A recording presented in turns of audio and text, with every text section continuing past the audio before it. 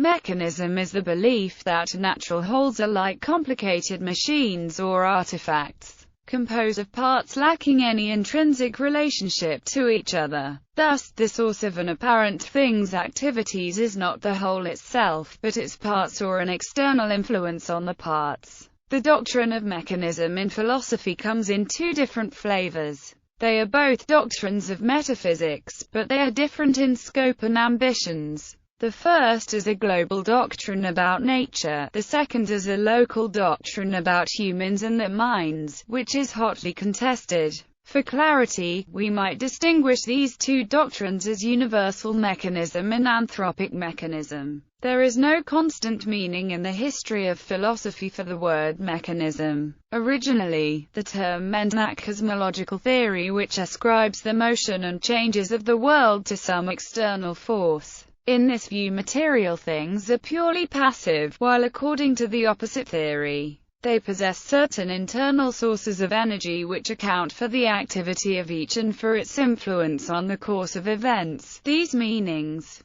however, soon underwent modification. The question as to whether motion is an inherent property of bodies, or has been communicated to them by some external agency, was very often ignored. With a large number of cosmologists, the essential feature of mechanism is the attempt to reduce all the qualities and activities of bodies to quantitative realities, to mass and motion. But a further modification soon followed. Living bodies, as is well known, present at first sight certain characteristic properties which have no counterpart in lifeless matter. Mechanism aims to go beyond these appearances. It seeks to explain all vital phenomena as physical and chemical facts. Whether or not these facts are in turn reducible to mass and motion becomes a secondary question. Although mechanists are generally inclined to favor such reduction, the theory opposed to this biological mechanism is no longer dynamism, but vitalism or neovitalism, which maintains that vital activities cannot be explained, and never will be explained, by the laws which govern lifeless matter. Mechanism, in Catholic Encyclopedia Universal Mechanism. The older doctrine, here called universal mechanism, is the ancient philosophies closely linked with materialism and reductionism, especially that of the atomists and to a large extent, Stoic physics. They held that the universe is reducible to completely mechanical principles, that is, the motion and collision of matter. Later mechanists believed the achievements of the scientific revolution had shown that all phenomenon could eventually be explained in terms of mechanical laws.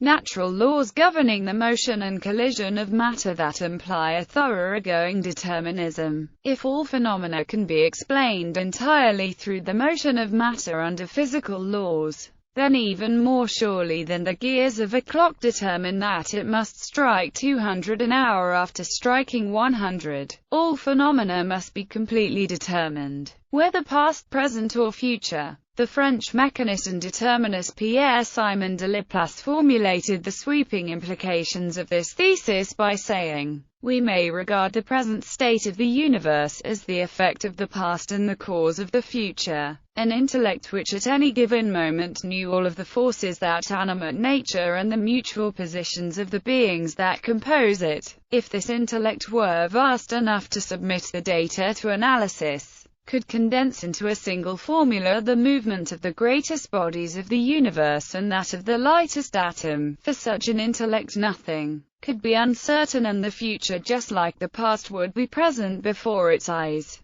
Pierre-Simon Laplace. A philosophical essay on probabilities. One of the first and most famous expositions of universal mechanism is found in the opening passages of Leviathan by Thomas Hobbes. What is less frequently appreciated is that René Descartes was a staunch mechanist, though today, in philosophy of mind, he is remembered for introducing the mind-body problem in terms of dualism and physicalism. Descartes was a substance dualist, and argued that reality was composed of two radically different types of substance. extended matter, on the one hand, and immaterial mind, on the other. Descartes argued that one cannot explain the conscious mind in terms of the spatial dynamics of mechanistic bits of matter cannoning off each other. Nevertheless, his understanding of biology was thoroughly mechanistic in nature. I should like you to consider that these functions follow from the mere arrangement of the machine's organs every bit as naturally as the movements of a clock or other automaton follow from the arrangement of its counterweights and wheels. His scientific work was based on the traditional, mechanistic understanding that animals and humans are completely mechanistic automata. Descartes' dualism was motivated by the seeming impossibility that mechanical dynamics could yield mental experiences.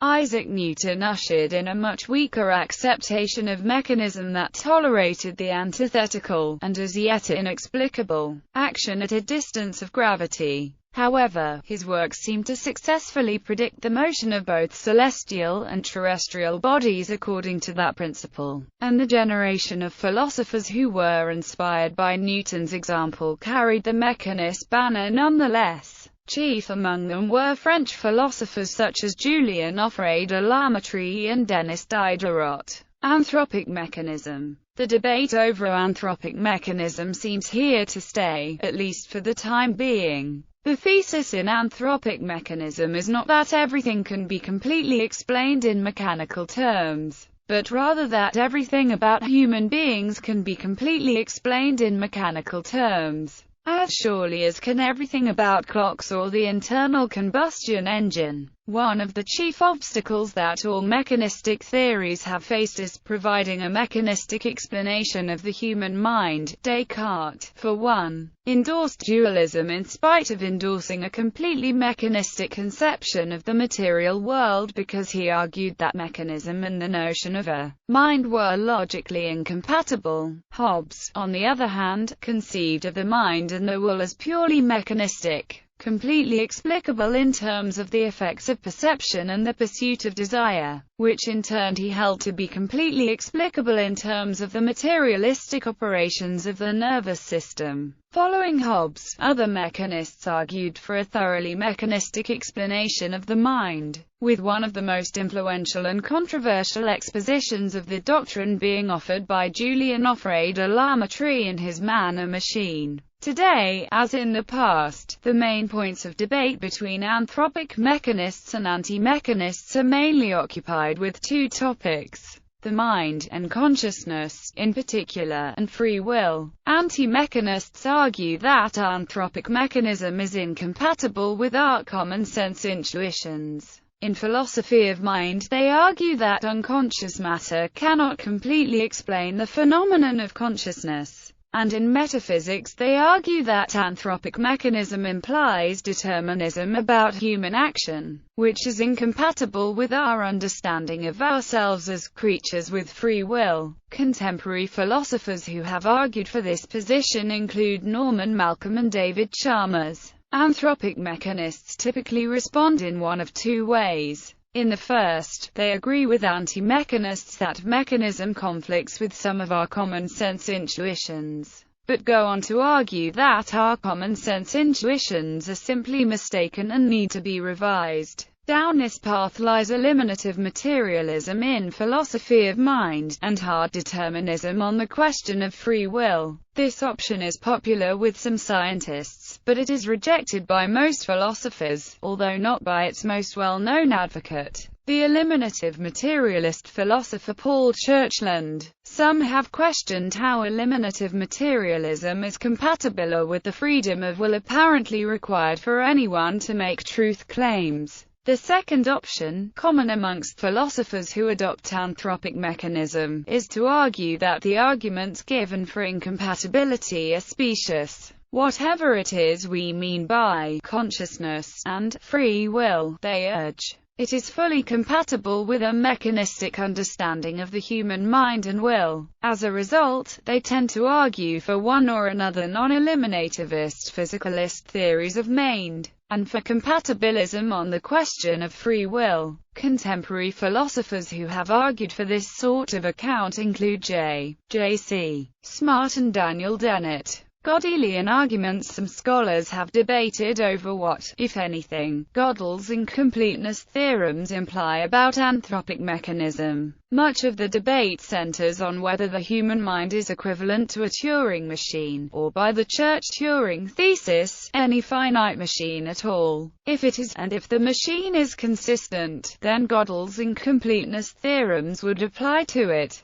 One of the earliest attempts to use incompleteness to reason about human intelligence was by Gödel himself in his 1951 Gibbs lecture entitled, Some Basic Theorems on the Foundations of Mathematics and Their Philosophical Implications. In this lecture, Gödel uses the incompleteness theorem to arrive at the following disjunction. The human mind is not a consistent finite machine, or there exist Diophantine equations for which it cannot decide whether solutions exist. Gödel finds implausible, and thus seems to have believed the human mind was not equivalent to a finite machine, i.e., its power exceeded that of any finite machine. He recognized that this was only a conjecture, since one could never disprove, yet he considered the disjunctive conclusion to be a certain fact. In subsequent years, more direct anti-mechanist lines of reasoning were apparently floating around the intellectual atmosphere. In 1960, Hilary Putnam published a paper entitled Minds and Machines, in which he points out the flaws of a typical anti-mechanist argument. Informally, this is the argument that the difference between what can be mechanically proven and what can be seen to be true by humans shows that human intelligence is not mechanical in nature, or, as Putnam puts it, let he be a Turing machine which represents me in the sense that he can prove just the mathematical statements I prove. Then using Gödel's technique I can discover a proposition that he cannot prove, and moreover I can prove this proposition. This refutes the assumption that he represents me, hence I am not a Turing machine. Hilary Putnam objects that this argument ignores the issue of consistency. Gödel's technique can only be applied to consistent systems. It is conceivable, argues Putnam, that the human mind is inconsistent. If one is to use Gödel's technique to prove the proposition that T cannot prove, one must first prove the consistency of T, a daunting and perhaps impossible task.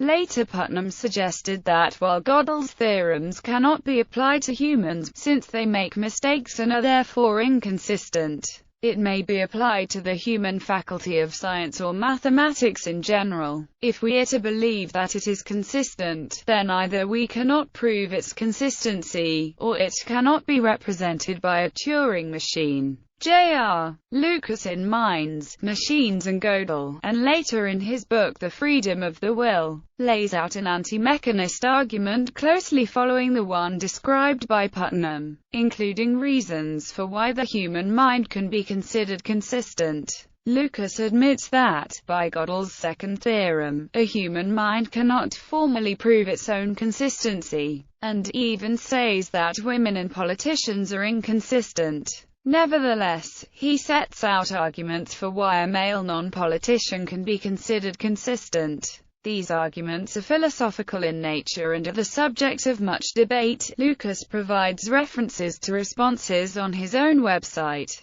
Another work was done by Judson Webb in his 1968 paper, Meta-Mathematics and the Philosophy of Mind. Webb claims that previous attempts have glossed over whether one truly can see that the Gödelian statement P pertaining to oneself is true, using a different formulation of Gödel's theorems, namely, that of Raymond Smullyan and Emil Post. Webb shows one can derive convincing arguments for oneself of both the truth and falsity of P. He furthermore argues that all arguments about the philosophical implications of Gödel's theorems are really arguments about whether the Church-Turing thesis is true. Later, Roger Penrose entered the fray, providing somewhat novel anti-mechanist arguments in his books, The Emperor's New Mind, ENM, and Shadows of the Mind, ed.M. These books have proved highly controversial. Martin Davis responded to ENM in his paper, Is Mathematical Insight Algorithmic?, where he argues that Penrose ignores the issue of consistency. Solomon Pfefferman gives a critical examination of EDM in his paper, Penrose's Gödelian Argument. A Gödel-based anti-mechanism argument can be found in Douglas Hofstadter's book Gödel, Escher, Bach, An Eternal Golden Braid, though Hofstadter is widely viewed as a known skeptic of such arguments. Looked at this way, Gödel's proof suggests, though by no means does it prove, that there could be some high-level way of viewing the mind, brain, involving concepts which do not appear on lower levels, and that this level might have explanatory power that does not exist, not even in principle, on lower levels. It would mean that some facts could be explained on the high level quite easily, but not on lower levels at all. No matter how long and cumbersome a low-level statement were made, it would not explain the phenomena in question. It is analogous to the fact that, if you make derivation after derivation in Peano arithmetic, no matter how long and cumbersome you make them, you will never come up with one for g, despite the fact that on a higher level, you can see that the Gödel sentence is true. What might such high-level concepts be? It has been proposed for eons by various holistically or solistically inclined scientists and humanists that consciousness is a phenomenon that escapes explanation in terms of brain components, so here is a candidate at least. There is also the ever-puzzling notion of free will, so perhaps these qualities could be emergent, in the sense of requiring explanations which cannot be furnished by the physiology alone.